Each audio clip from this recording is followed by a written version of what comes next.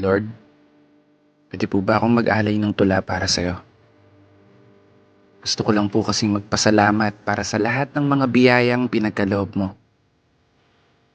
At ganoon na rin ang paghingi ko ng tawad sa lahat ng pagkukulang, sa lahat ng pagkakamali na nagawa ko sa mundo. At higit sa lahat, mga panahong pinagdududahan ko ang mga plano mo.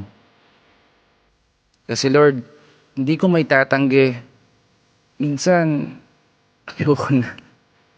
Ang araw na pagod na ako sa lahat ng mga problema kong daladala.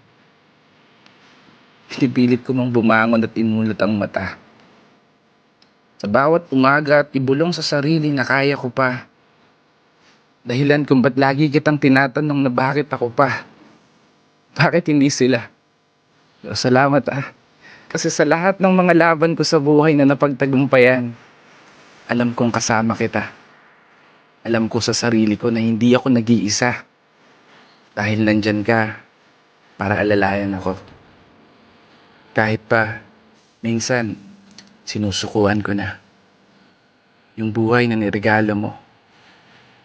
Buhay na dapat iniingatan ko. Kaya maraming salamat, Lord. Hindi na po ako hihiling ng para sa sarili ko. Para sa pamilya ko na lang. Ingatan niyo po sana sila.